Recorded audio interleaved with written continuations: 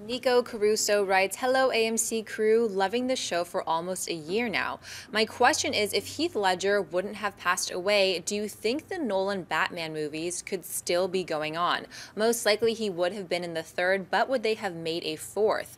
Marvel likes to use Loki as much as possible, so could Ledger have been DC's Loki?"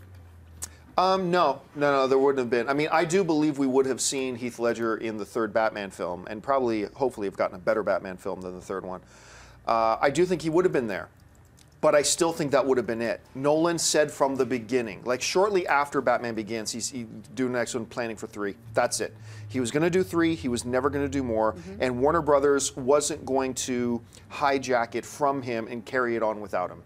As we've seen. I mean, because they could have if they wanted to. Nolan doesn't own Batman. If Warner Brothers wanted to make a Batman 4, that it was a continuation of the Nolan films, they could have, but they chose not to because Nolan didn't want them to. And they respected that. So I think even if Ledger had not tragically passed away, would we have seen him in Batman 3? I believe we would have, but I still don't believe it would have gone any further than that. Dennis? Well, Warner Brothers could have done it. Yeah, they not only just respect for Nolan, they want to stay in the Nolan business, so they don't want to piss him off. They piss him off. He's a powerful director. He'll go to a different studio. Yeah, suddenly he's a big guy for Paramount. Yeah, I don't think he'd be continuing. He seemed over it almost in the third movie. I mean, the third movie I did enjoy despite its flaws, but it's nowhere near the quality of The Dark Knight. So I think he was already his mind was already elsewhere. So I think you're right. Watching The Dark Knight Rises felt like Nolan was already over it and it was getting ready for Inception.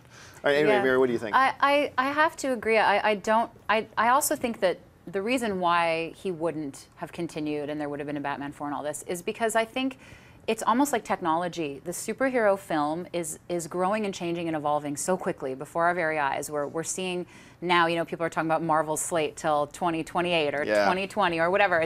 It's changed even since The Dark Knight Rises came out. I mean, things are moving so quickly that even if Heath Ledger were alive, I don't think we live in a world where they would be continuing that storyline. Christopher Nolan was done. Now they're building out a new DC universe with Superman versus Batman, and they're doing all these other things.